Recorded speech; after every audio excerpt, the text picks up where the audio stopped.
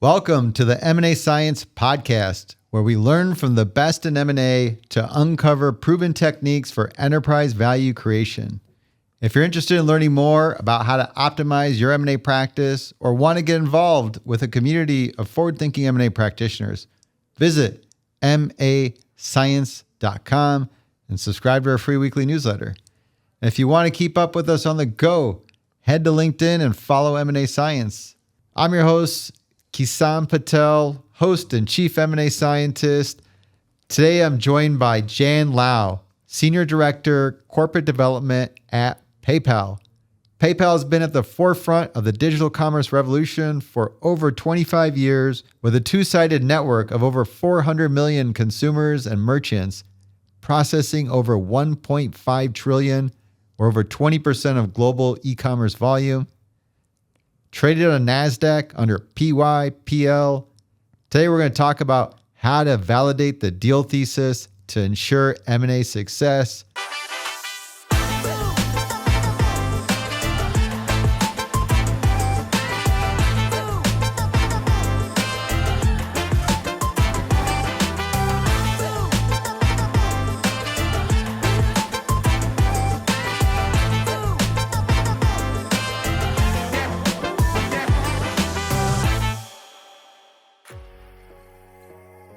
Today's M&A Science podcast is brought to you by Spearhead Corp Dev.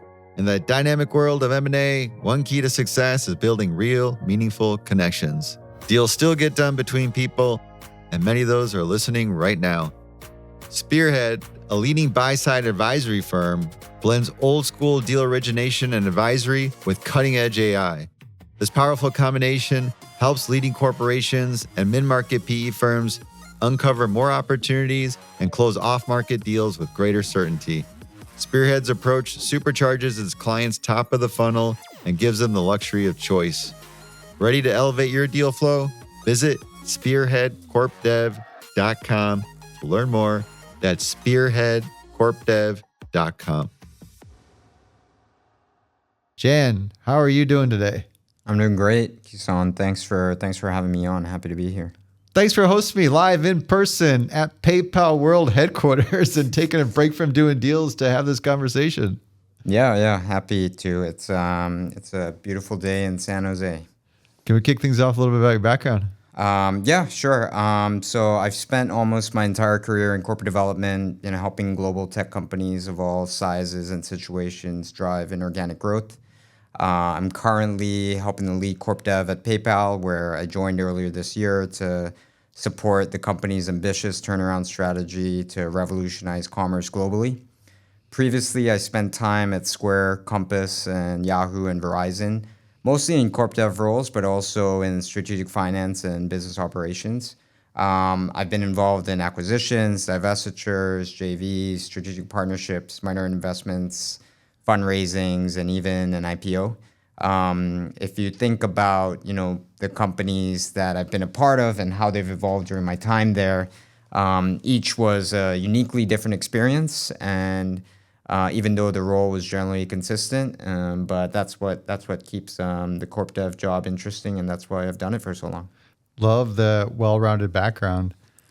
You were part of acquiring Yahoo. Yep. That was pretty notable that we talked about in the past. Can we talk a little bit about that deal?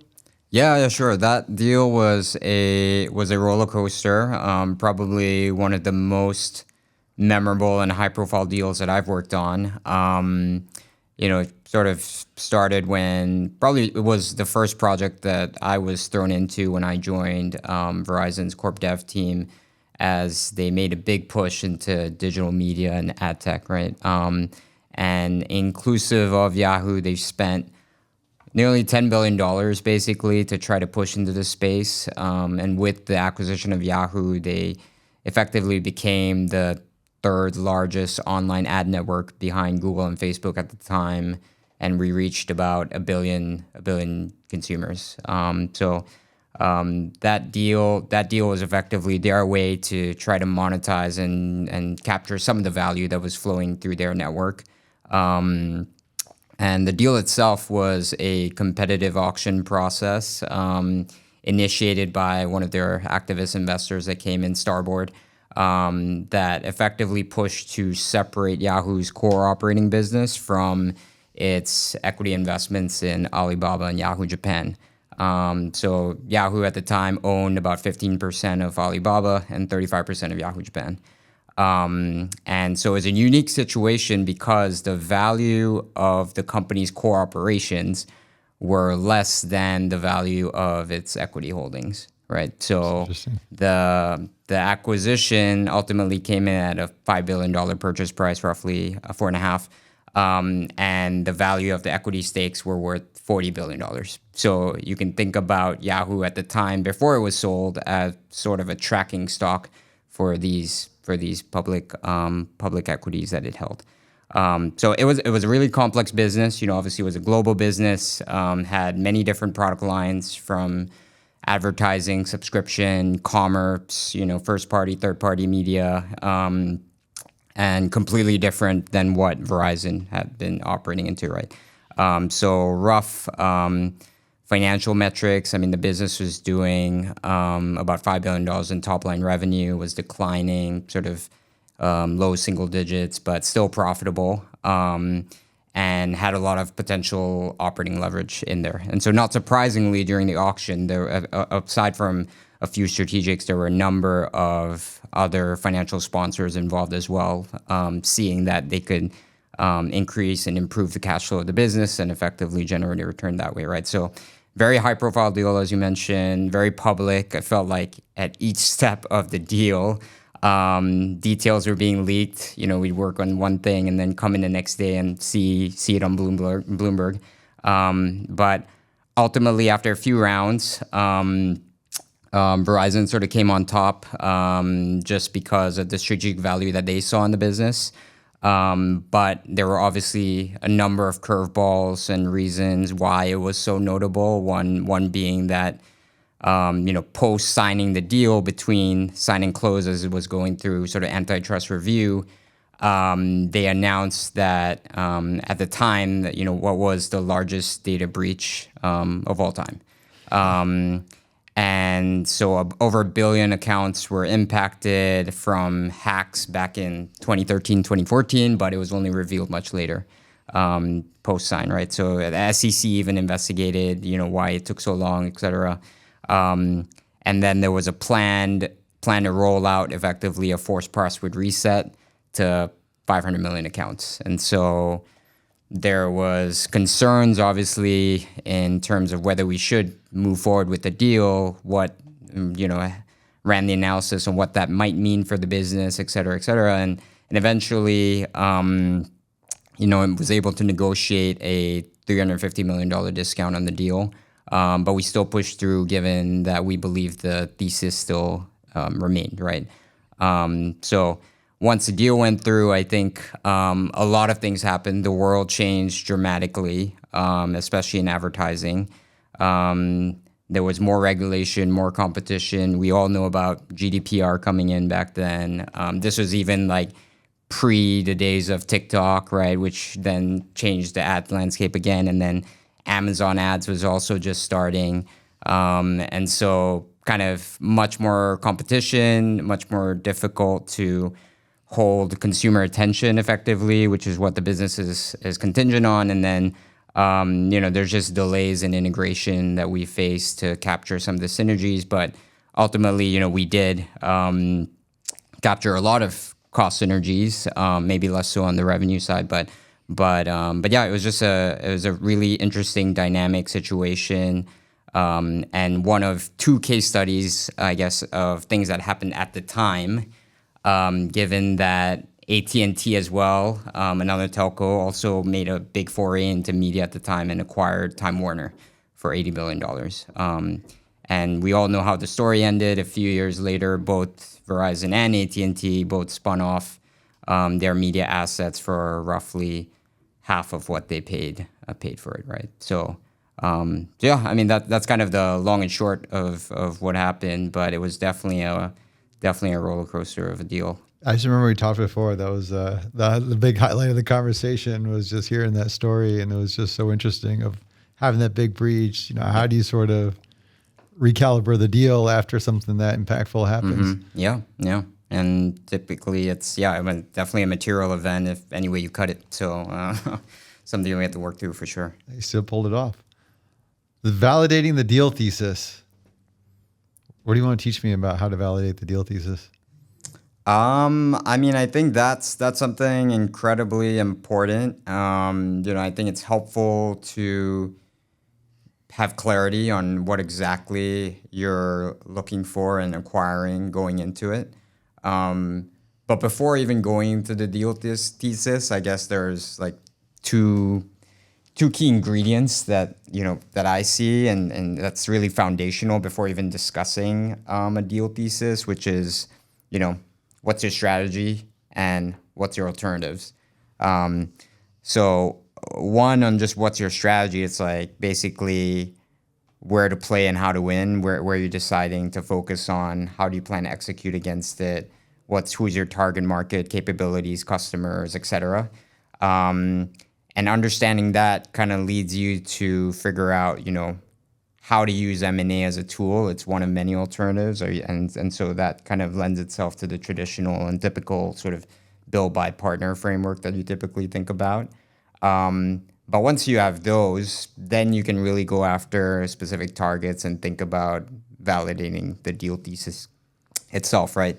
And that seems obvious, but I think given M&A sometimes is opportunistic, can sometimes happen at times when maybe you're not ready yet or is not a perfect target, then and sometimes the ideal target may not even exist, right? And so you have to be clear on like what you're going into it for to acquire something, and be clear on that piece before you even start. So I'd say that's really important, just to validate the deal thesis. Otherwise, you kind of run into a problem where you're doing a deal where the idea and what you're acquiring it for is sort of half baked, and then you try to fit it into a square hole when you're not sure that it ticks all the boxes for you.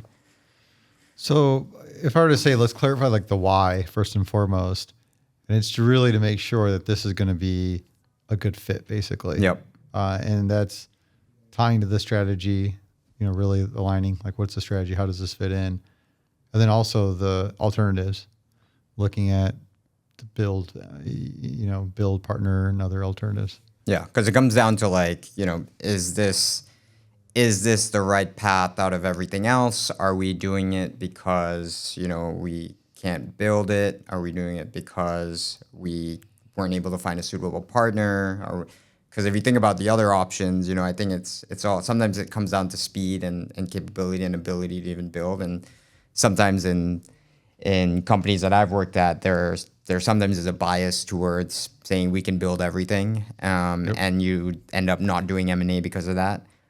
Or you realize that you can't build it, but then you made the decision to pass on all those targets before, and now they might be too expensive, and you just have to build it yourself anyways. So I think having an understanding of the strategy and the alternatives early on kind of sets yourself up to being able to validate the deal thesis and whether it makes sense then and there. The timing part was interesting too, because I feel like there's timing of your strategy and when M&A would fit in, but then deals just pop up. Yep. I've seen it for our business. Like, hey, here's an opportunity to acquire a competitor. Then, is this the right time for us? What's the pros and cons around that? Am I looking at the right way? Yeah. Because sometimes, you may be asked, like you often get asked like, hey, we're trying to fill a capability gap and let's go acquire something. Sometimes that specific capability doesn't exist in the form of a target to be acquired at the right price for all the reasons that we can discuss. But trying to make those two things meet doesn't happen all the time. And so when opportunistic things come up, when deals come up, then you need to have a clear framework to say why this makes sense versus not, versus trying to make it make sense if that helps.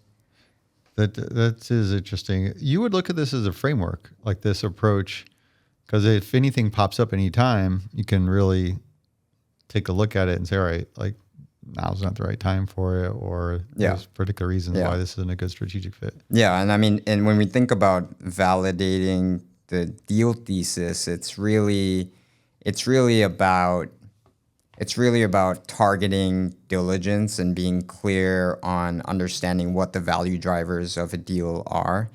And so, and there's usually just 3, maybe 5 things that really matter in a deal. And if you're clear about what those are, then you can really validate whether the target makes sense or not, right? Does that vary based on the deal, or just is it just sort of core to your strategy? It varies depending on the deal. I think depending on, even at a place like at PayPal and others where I've worked at, depending on the business unit you're working for, depending on the specific capability you're looking to acquire, the value drivers are different for each one. So How? Well, there's we talked through like the why of doing all this stuff. I guess I was thinking too while you're talking was like, sometimes we get a little deal happy. Like we just want to get deals. You buy companies, you're going to grow, and just trying to think of like the counterpoint to really spending that emphasis on validating the deal thesis. What happens when you don't do that and you just kind of, brush it over and you get deals done?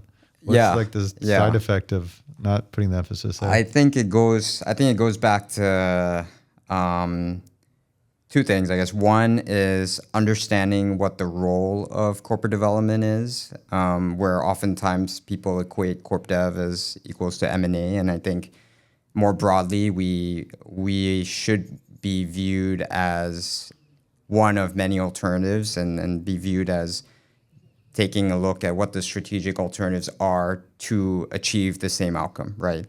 And M&A might be one answer, but not be the only answer, and we shouldn't be the ones pushing for M&A to be the answer. And oftentimes, when I've seen deals go wrong, it's just when there isn't clear accountability end to end, and who's going to actually own the business post close. It shouldn't be corp dev. It's not going to be corp dev. And even though we might want to do a deal, whether it succeeds or fail is not just on corp dev's hands. It's in partnership with the rest of the organization, right? So I think that's when you do run into trouble, when you do a deal for the sake of doing a deal to try to fix a gap and solve near-term problems, but don't have long-term owners. So you're really, part of your role is just making sure that level of alignment is actually there to make the deal successful overall. Yep. And to prevent it from just doing deals to the sake of doing deals. Yep. And we should not sign term sheets or get that far in doing a deal without that alignment internally, right? So that's part of the job. But what actually happens if you just like slam deals through the platform and, I can point to a number of examples, I guess, in my career, but no names, just like no names, obviously. But I just say, when that does happen, it causes on the other end, once the deal closes, there's typically questions around how much continued investment the deal will get, and that's a big factor, right? You can't just acquire something and starve it. There's also a question of prioritization and ownership internally. It's like whose business unit does it roll up to? Were they a willing participant in it or not? And now that it's folded into their P&L, whoever the business unit owner is going to be accountable for it. How much control do they have over it? Do they even know what they took over and where it's going to fit? Does it fit into their overall strategy, or was it sort of a pet project? All those things kind of determine what happens post-close and the success and failure, even if you shove something down and wanted to make it close, right? That's a good point. The continued investment and actual ownership to really own the continued future and growth of that business. Okay, so let's break down the how. Teach me how to do this. How do we validate a deal thesis? Yeah. I think it's once you have those 3 to 5 value drivers, or things that are the reason why you're doing the deal and is core to effectively making the deal successful, that's where you should focus 90% of your diligence on validating that piece. So let's say, the typical value drivers for a deal might be the people, might be the product, might be the technology, might be the sales team, might be the user base, might be things on the regulatory side, might be the licenses that a company has, et cetera, right? So depending on what that is, then you need to get the right people involved internally who are experts in the space and who are going to own it, and what the integration future might look like. So you have to have a hypothesis on how it will fit into the business. And then that's how you start validating the deal thesis is, okay, if the people are a key value driver, then how are we going to retain them? Are those people a fit? If we look at engineers, do they code in the same language that we do here? Do they build in the same way? What does the architecture look like? We need to bring in our technical team to talk to theirs and go far enough down the org to understand that, and even their historical retention, attrition, so on and so forth, right? So to understand how they might fit in and how they work. So that's the most simplest example on like the people side. And then even on the product and technology side, oftentimes you'll hear a big value driver would be, let's buy this business for the product it has. It's a small subscale startup. We're a large, big corporate. We're going to cross-sell everything that it owns into our user base. Mm-hmm. Sounds great in theory, but let's validate that. And typically, you can validate that early on without even going through an M&A process. Maybe you should partner with them first and see if that thesis holds, if your user base even picks it up on a white label basis, right, before you bring it in. And then how difficult will integration be? You got to dig into their tech stack and architecture to understand what that lift might be versus what you have, and what's the similarities, differences, et cetera. So you need to, I guess, have a view on what you're looking for, and then dig in, especially to figure out, like, does that make sense and does it hold? Because again, going back to alternatives, the alternatives at a big company typically is, hey, if this is important enough, we can allocate capital to it and build it ourselves. Reason why we don't, and reason why we acquire instead is typically unique domain expertise and acceleration that we wouldn't be able to do otherwise. So it's just quicker, faster, easier to do it through an acquisition versus building it ourselves. So you want to validate, is it truly faster, and will those things actually hold in validating a deal thesis, right? So all those things you should try to do as much upfront work as possible to validate. I see this could also get your buy-in too, with these key folks are going to part of owning this. But now this is different than doing diligence. Or is it sort of one and the same? To me, it's one and the same, because there's the parts of diligence that are more operational, if you will, to figure out how this company will be ingested into yours, what systems they use, what benefits, where everyone is, comp, everything, how they come on board. There's that piece, which can be part of the key value drivers as well. But then there's diligencing. I guess the question goes back to, what are you diligencing for, and what is the objective? And so when you have a short time frame to diligence, say 4 to 8 weeks, what are you focusing your time on?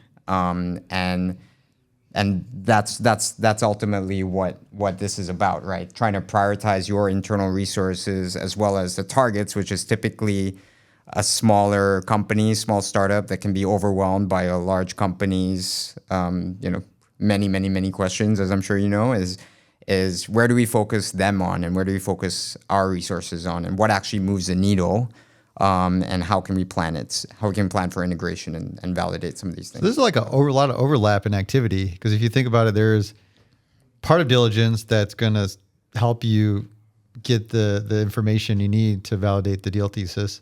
But then you got a broader scope of diligence that may get into just general checkboxes stuff to understand the deal and the risk. And then you got integration planning that falls into this, which part of your diligence is planning for integration. Right, exactly. Okay, so that all makes sense. Could we walk through an example? And part of it, I just want to get a sense of timeline. Let's not use anything from financial services. I don't want to hear from PayPal attorneys or any of your past employers. Yeah. But let's like pick whatever. You can even make one up. But just to get a sense of like, okay, here's like a ideal deal and who'd I bring in and what the timeline looks like? Yeah. So, I mean, let's say you're acquiring a company because you think they have interesting technology and good people. Simple enough. For the technology, what you might want to do is just even upfront before you even have an LOI or anything, you should try to figure out those things I mentioned earlier around, is the tech stack compatible with ours? Are they even writing in the same code? How easy is it to port it? Are they using the same cloud? All those questions. And when we evaluate tech, we have to assess upfront and figure out like how automated is their processes versus ours? Like what sort of uplift do we have to bring theirs over to ours? Typically, they might have more lax information security protocols than we do. We also have to make sure their products haven't been breached or anything like that, right? So there's a number of things we have to do to even figure out if the tech is viable, and a lot of that you can do upfront, right? And if there's enough there's enough like passing the sniff test, then you can kind of go deeper post LOI. So that's like on the tech side. And the people, similarly, you can interview a few folks at the top to figure out the quality of talent, because hopefully the leader is a good representation of everyone else in the organization. And so you interview a few people, get a good sense. Are they the right folks that would fit in? Do they have reasonable comp expectations that would allow you to make a compelling offer that they would accept? You can do a lot of that pre-LOI to put together something to then unlock, I guess, the next stage of diligence where you can go deeper to validate these key value drivers, but also everything else, right? Is it a clean enough company? Do the financials all make sense, et cetera, et cetera?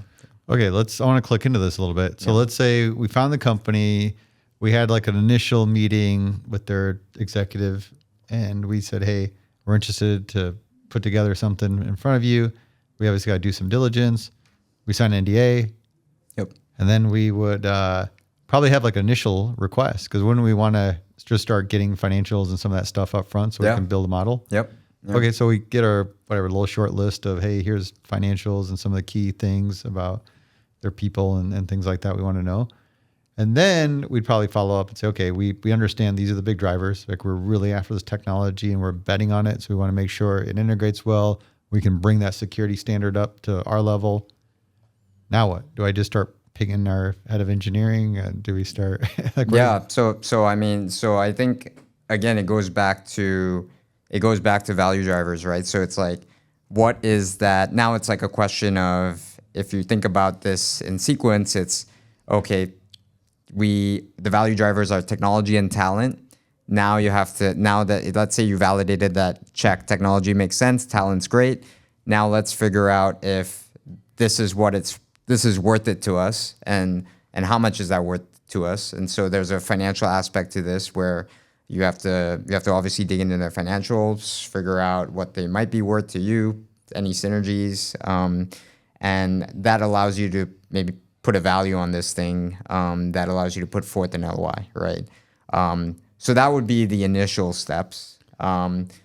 Once you have alignment with the other side that, yes, this is compelling enough, let's move forward, you're effectively then trying to stage and do all that diligence that we talked about, like how do we integrate, what else, all the other functions that we need to understand more deeply beyond what we did initially, to make the deal a reality, right? And there's a lot of check the box stuff, but there's a lot of stuff. We're still before LOI. Okay. we are, right? Yeah. So I guess that's where I would divide it, where pre-LOI, you're just trying to get a sanity check where, do you have alignment on the key value drivers, and do you have an alignment on value?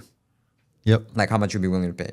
If those two things check, then you'll move on to the next stage, right? So the whole point of the pre-LOI phase is to effectively do as little work as possible to validate the hypothesis, to then get into a process, hopefully exclusively with the other party, to then expend even more resources to do everything else that you need to do, right? So like the technology focus, there's probably some really, really key things. Like we want to know their specific tech stack. Yep. And then we probably want to know a little bit about the security and things like that. And I'd probably have my resource that's going to be leading the charge and bringing this in.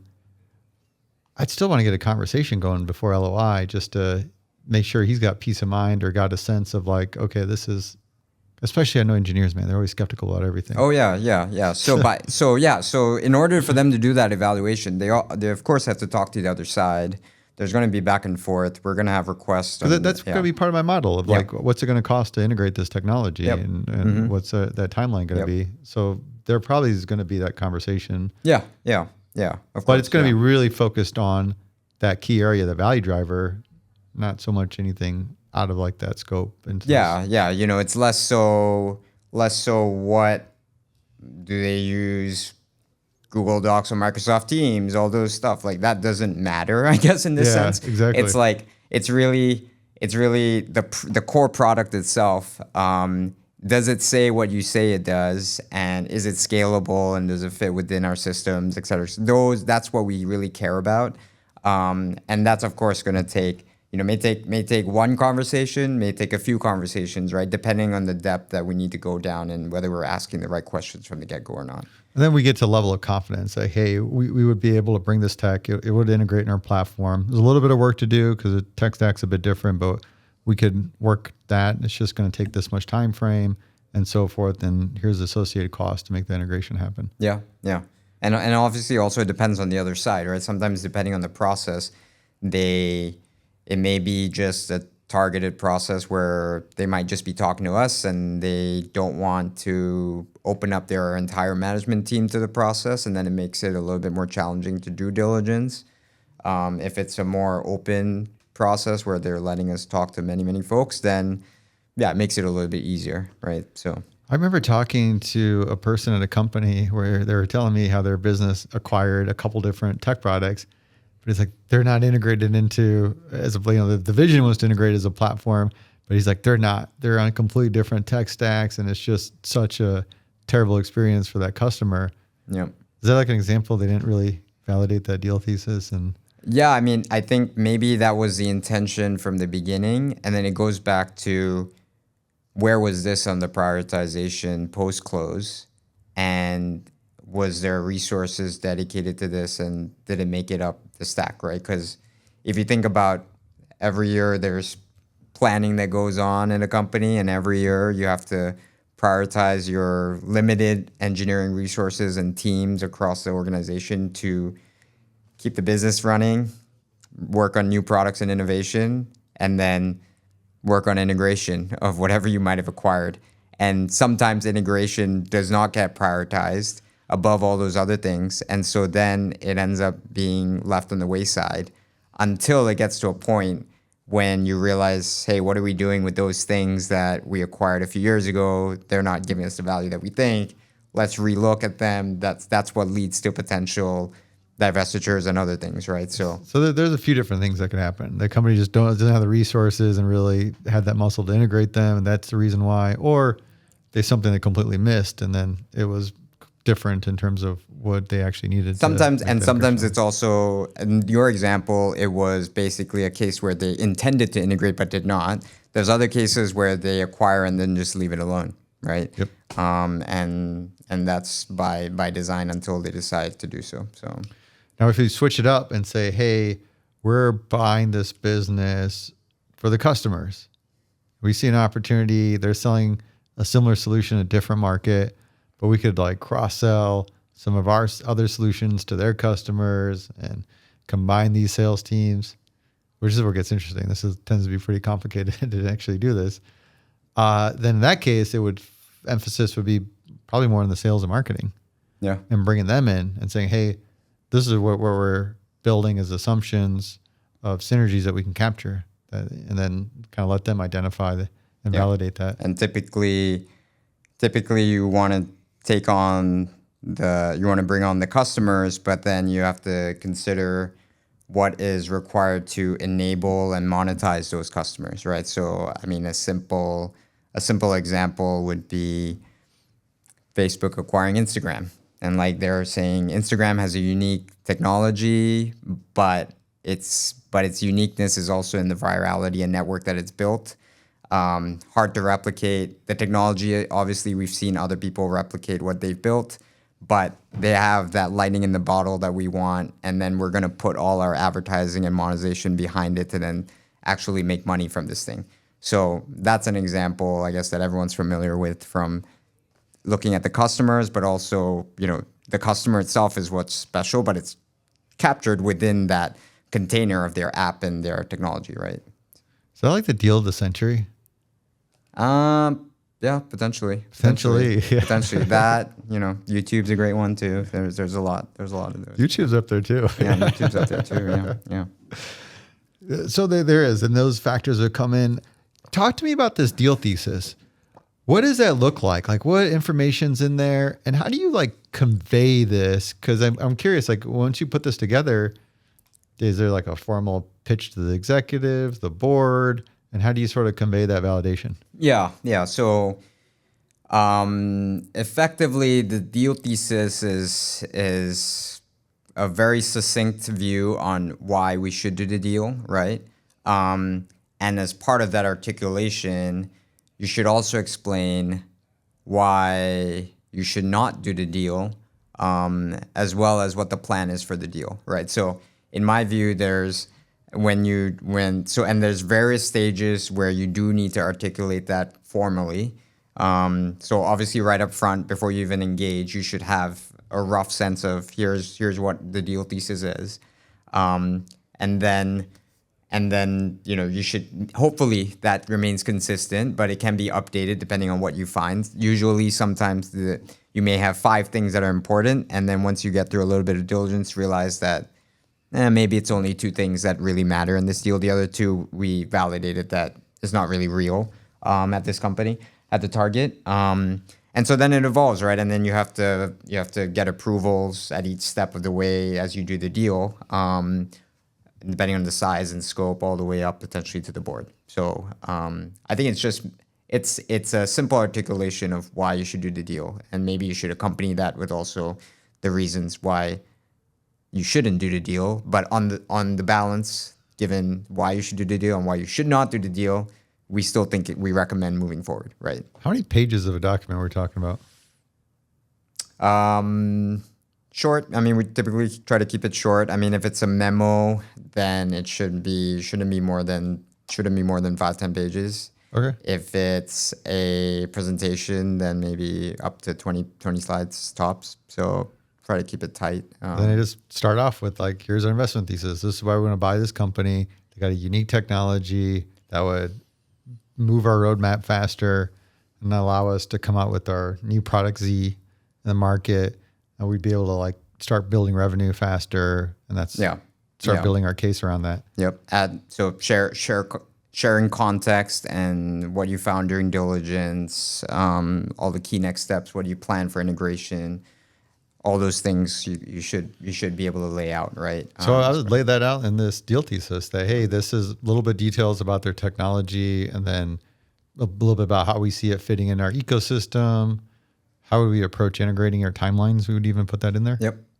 And then maybe, depending on how far you want to go, and ideally you've done a lot of this planning, is even figuring out, where the people will sit after, how you intend to eventually merge the companies effectively. That's the integration plan, or not. You should basically lay it all out to as much detail as you can. And hopefully a lot of that is done, obviously, pre-signed to the extent you can. If we're going to eliminate all their sales and marketing because they really haven't sold a lot, this is like a 1 million revenue company. We just really want their technology. Yep. Will we lay that out there? Yeah. Okay. Yeah, so we're pretty transparent. We're hey, should. This is team. This is what we're going to do. And sometimes it's helpful to also not just be transparent internally, but also be transparent to the other side. Because oftentimes challenges also happen when there's a lack of transparency and understanding of what will happen to the business post-close, right? And there's a benefit in being on the same page with the target to say, here's what we're going to do with your company post-close. You as the CEO and management team and the board are basically signing up to this. And if you're aligned with that vision, hopefully everything that we plan to do, including whatever retention, incentives, payouts, holdbacks, whatever else that comes, all the deal economics, all the incentives should be aligned because we've agreed up front generally how we envision the deal to go. You earn that trust through transparency. Yeah. If you don't, they're like these shady guys, like we know. Yeah. I mean, potentially, right? Potentially. Okay, so we start putting that deal information in there. Any kind of references, I guess, about the deal in general. Do you put like comps in there? Yeah, if it's relevant to valuation. Yeah, valuation is obviously one component of it, and a key question is why are we paying what we think we're paying? You know, how much of the synergies are we giving away versus keeping for ourselves, right? And like formally the basis. So yeah, that's part of it. Do you have to like formally present all this? Yeah. To who? CEO directs the board sometimes, or an M&A committee, which is a subset of the board, depending on the deal size and scope. Yeah. I heard story is like a pretty big element in terms of really pitching your deal. Yep. How do you do that? How do you like nail the pitch of the story? I think it comes down to, that's why the deal thesis is so important, because part of what should be driving why that is a factor for doing the deal is not just in isolation for the deal, but those two things that I spoke about earlier around strategy and alternatives, because you have to set the context for people around like, here is a situation around this deal and why we're doing it, right? And the other things we considered that led us to the decision that this is the best path for us to achieve what we're looking to do.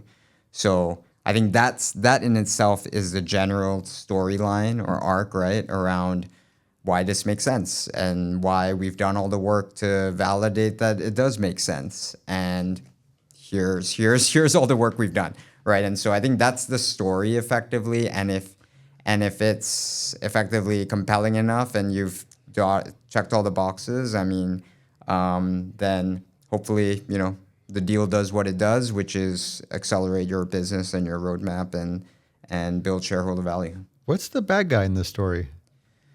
The bad guy in the story around what? Trying to. That's why I'm always asking. Like, if they say he got to put pitches as a story, but I'm like, okay, usually a story's got the big bad guy somewhere. And that's part of the point I made earlier around why we should always lay out why we should do a deal and why we should not do a deal. And so the bad guy is basically taking the other side of the argument and trying to frame, okay, for all these reasons, this is a great thing, but for all these reasons, it's not. But based on looking at the whole picture, we still think it's a good move to make.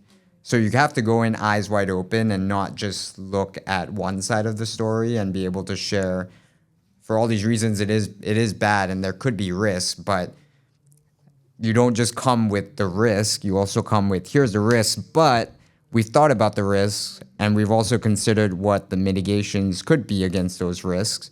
And so for these reasons, we think it's still manageable and we should still go forward.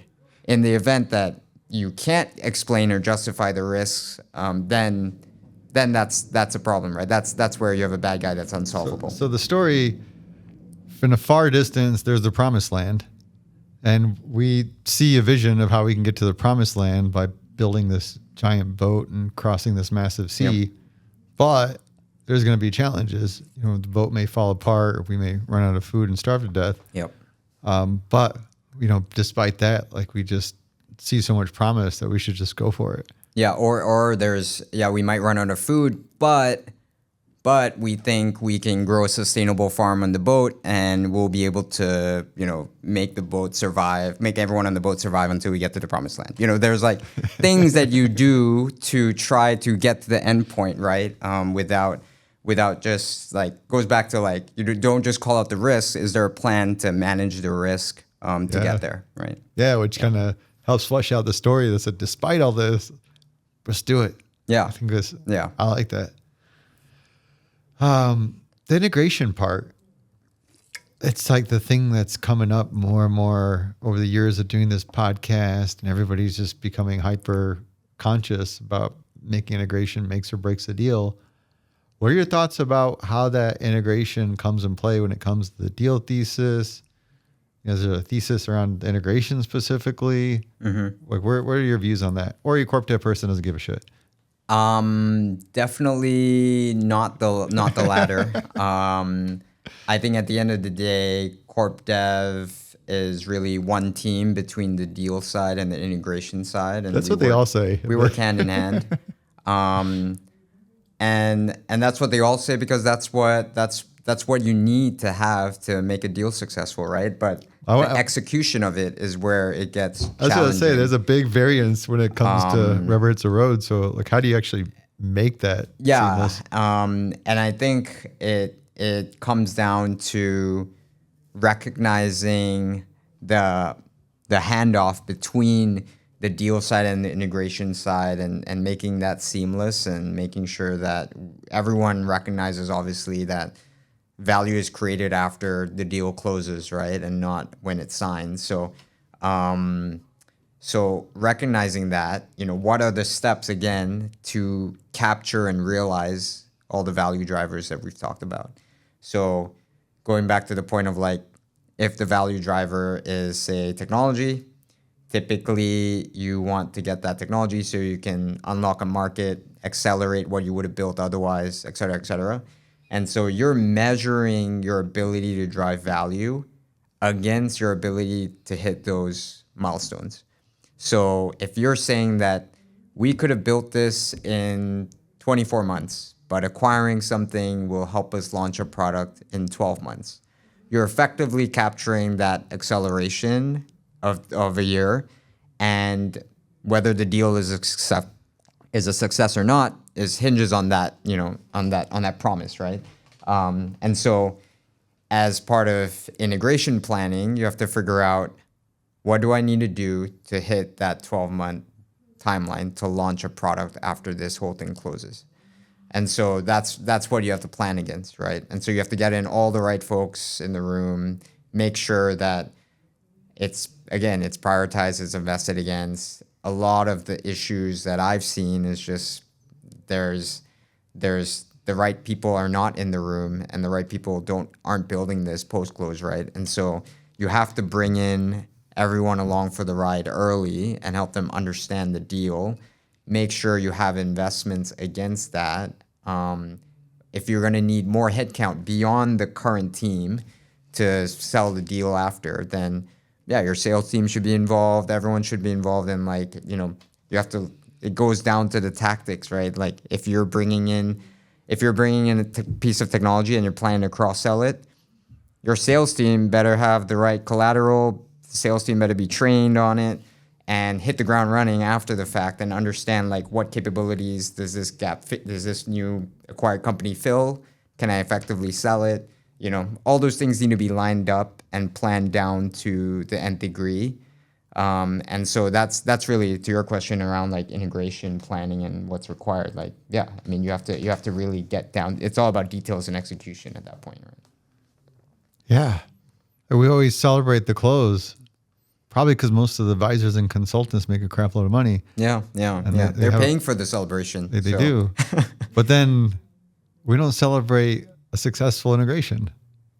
Yeah. I mean, that's company by company. That's a company by company basis, right? I just never hear about it. Like, hey, we hit our 12-month timeline and we hit our goals on this deal.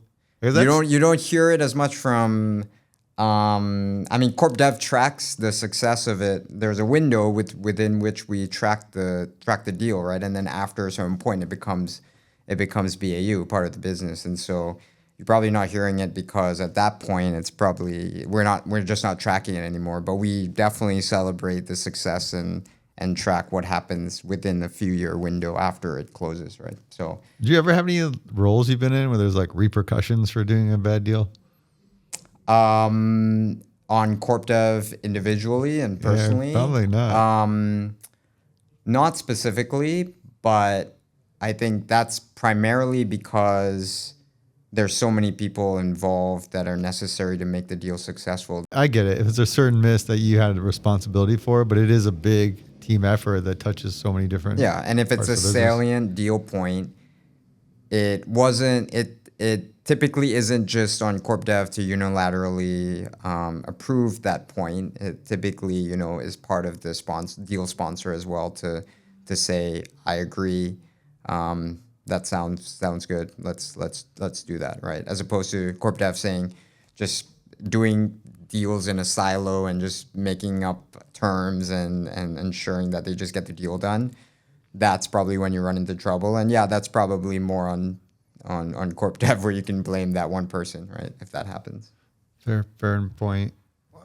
What should I do on my next deal to really make sure I nail down the deal thesis? I mean, give me some advice here. I want to make sure I don't screw it up. I'm going to be working with this other executive. Like, what are some of the tough questions I need to be really digging in and making sure that I got this nailed down so the deal is going to be set up for success? Yeah. I mean, I think it helps to be aligned with the eventual deal sponsor just on what exactly are they looking for in a target or capability. And it's up to you to then figure out sourcing and identifying the right target, et cetera, right? But you need a clear view on like, do I have the right filters in place, and am I clear on what I'm looking for?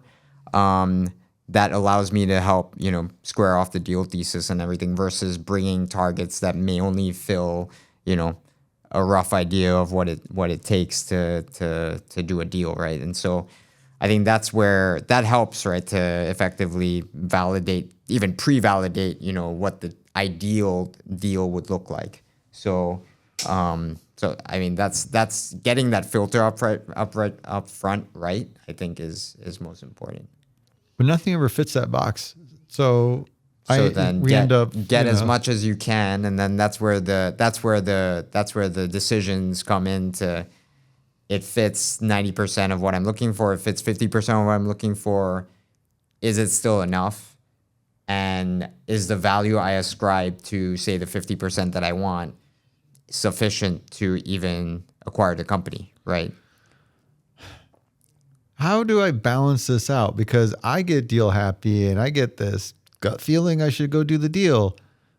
And then I got the other stakeholders internally that are going to be the ones that really drive a lot of this. And I want their buy-in, but then they tend to be pretty type A and find all the reasons not to do the deal. So like, how do you sort of like what That's I think you're hitting on I guess the more psychological part of the deal thesis, I would say, which is to say a lot of executives and a lot of corp dev professionals have, over the years of doing deals, a lot of people have their own preconceived notions around what works and what doesn't, right? Some executives will swear off doing acqui-hires because they don't believe that the talent is worth the extra consideration. They don't believe that talent will stick around. And maybe that's valid based on their past experience. Other people believe that, hey, it's really hard for me to hire an entire team wholesale like that. Despite all that risk, I think it's still worth it to even get a few engineers from doing a deal, and that in itself is still worth doing.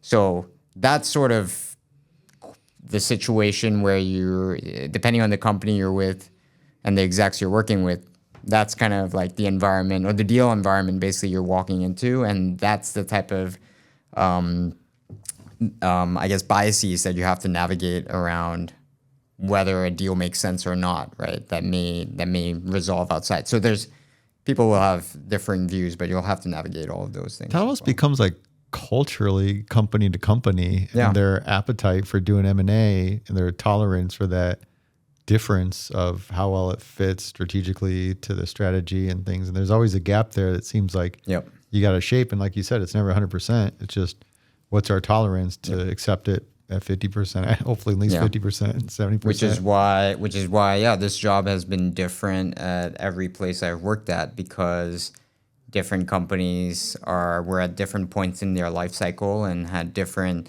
varying levels of interest in inorganic growth and varying levels of how they wanted to execute on that. And so that keeps the job fresh and different and interesting and exciting in different places. So you've worked for the CEO that free will bets on deals off of their gut feeling. Yeah. I mean, yeah, that happens. And there's other times where we're not as active because we're being a little bit more selective around what we want to bring in. And yeah. So when we look at this profile of your flexibility on fit to do a deal, there's this sort of, I can see the challenges and clearly what those risks are ahead. And then there's the challenges that really pop up, right? The deal surprises.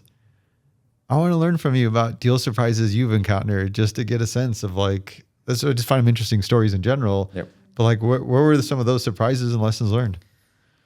Yeah, I mean, we started the story with the big Verizon, here's a breach Yeah. that happened. That's Yeah. a big one. But Yeah. what are other examples? I mean, other examples of something that happened. I think one of them effectively is doing a deal 2 years ago, I guess, at this point, when we were evaluating a company that was based out of Eastern Europe, but most of the operations were in the US. And so a lot of their engineers are based out in Eastern Europe. We were doing diligence. We did not have any entity or employees out in Eastern Europe. And so understanding the local employment laws and regulations around what would be even required to bring those folks on board was a challenge and something we had to navigate. What kind of offer letters would they need? How would we pay them? How would that all make sense? And then in the midst of figuring all that out, which was a headache in itself with employment counsel and HR, you can imagine, just trying to see if there was even sufficient talent there. While we're doing that, then the Ukraine war kind of popped up, right? And this country we were looking at was right next to Ukraine. And at the time, nobody knew what was happening. We had to bring in our trust and safety team, try to figure out even, what would happen in the event of war breaking out and spilling over into the neighboring country where the target company's employees were.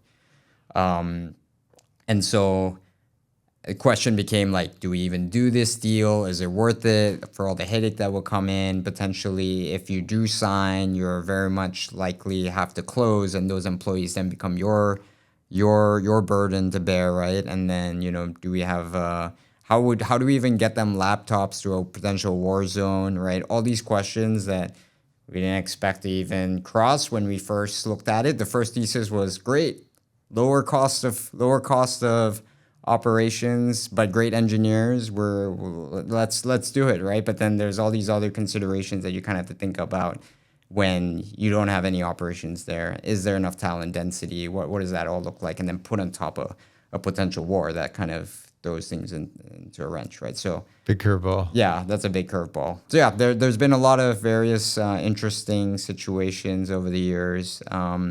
But happy to share more as well. Do you have any like showstoppers where post LOI it's like, all right, we can't continue this deal because this is too big of a surprise? Typically not. And the reason why is, the purchase agreements are written in a way and set where once you sign, unless there's a very explicit termination right that you have baked in, that the target doesn't fulfill as, say, a closing condition or otherwise, there are not many ways to get out of the deal. And so you have to be very sure that once you sign that you're willing to close. LOI. Yeah. No, a definitive purchase definitive, agreement. yes. Yeah. But at the LOI stage, it's always non-binding, typically non-binding anyways, right? That's what I mean, from LOI to close, before close. Yeah, before it closes, there's a lot of reasons. You could pull out for any reason. It wouldn't even, yeah. So can we say like roughly, and I'm curious, your rule, I would say like 90% you're going to close if you sign an LOI. But what's your experience say? Yeah, I would say that's generally right. We try not to put out an LOI that unless we truly believe that we will close absent any material showstoppers or Things pop up, but we can negotiate. We can figure it out. Hopefully not do a price adjustment, but if we do, we do. Yep. It's mutually agreed. But what would be like between LOI and close reasons that you would just say, we can't do this? I mean, the biggest and most typical one is if it just doesn't become a priority anymore for whatever reason, right? Like I think that's the main thing. If we're in the middle of planning cycles, there's maybe management turnover on our side or whatever the case might be, then this no longer is a priority, then we walk away, right?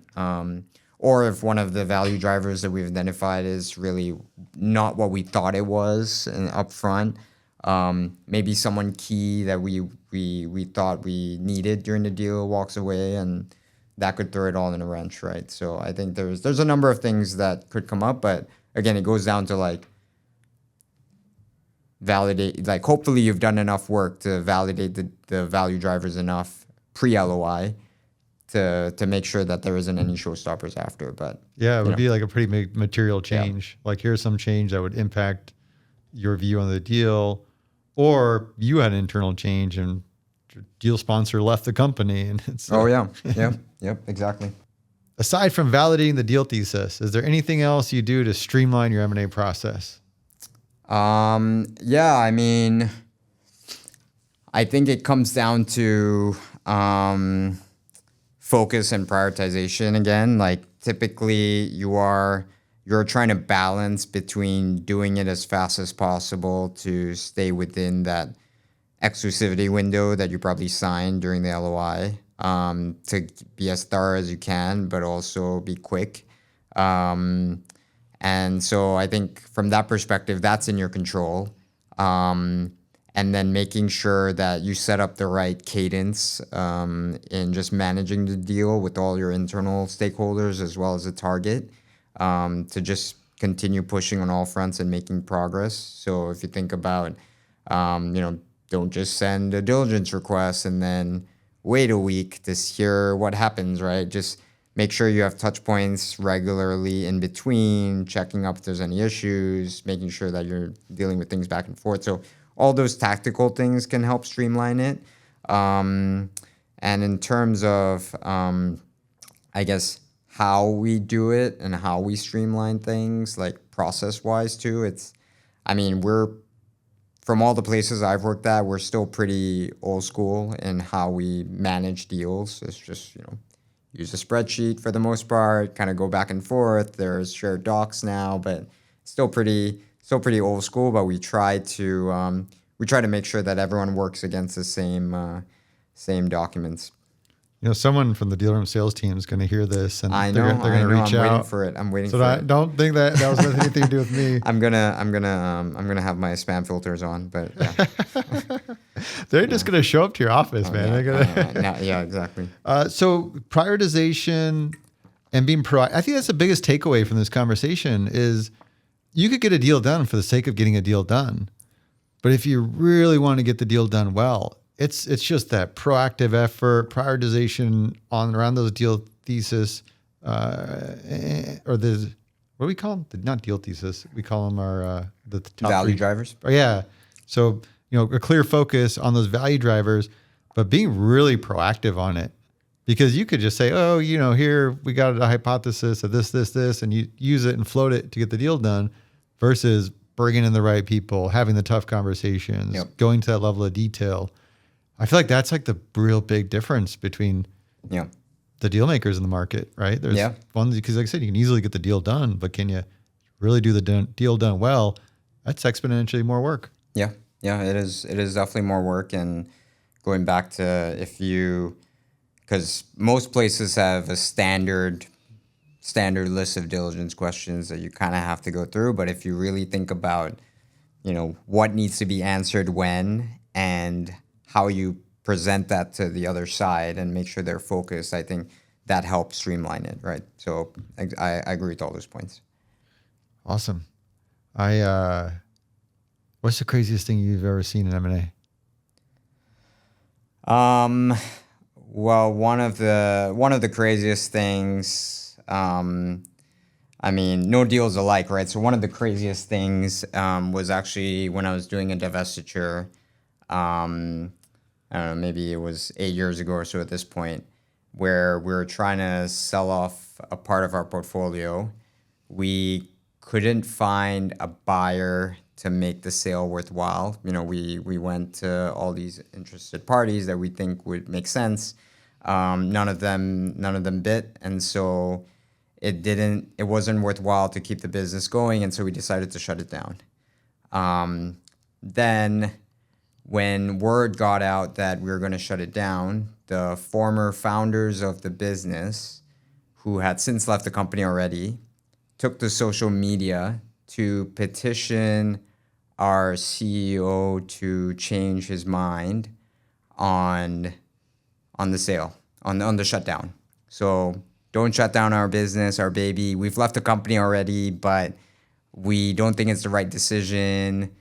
Hey, community of users, come support us and rally against the big bad corporate that's trying to shut down our business. And so there was a lot of public pressure from this user base to then make a U-turn and find an alternative path.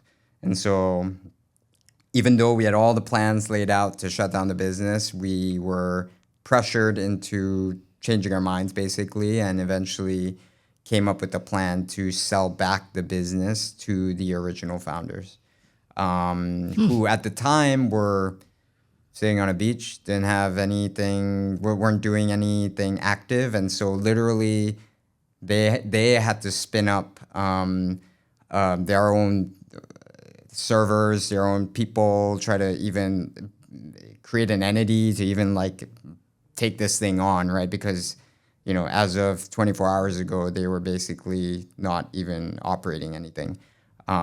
So we had to do all that in a pressured deadline because we had, for regulatory reasons and others, a plan to shut it down by X date, and we had to basically do it all and set up TSAs and everything else ahead of time. So it was a crazy process because it was just like we had one plan, and then a post on Instagram came along and changed everything. So wow. So yeah, that was a crazy thing. Ex-founder activism. Yeah, that works too. Apparently, that works too. So. They probably got a discount from. What yeah, they did. That's a crazy wild story. Jann, this has been a great conversation. I want to thank you for taking the time, schooling me on some things, helping me become a better M&A scientist. Yeah. Glad to help and happy to be here. So thanks for having me. Fellow M&A scientists that's listened through this whole interview, I love you. I appreciate you taking the time with us and just this conversation. Feel free to connect with me on LinkedIn, reach out. Love hearing the feedback. I'm open to the criticism. I want to get better at doing this. And any other ideas for topics or guest recommendations is always appreciated. Till next time, here's to the deal.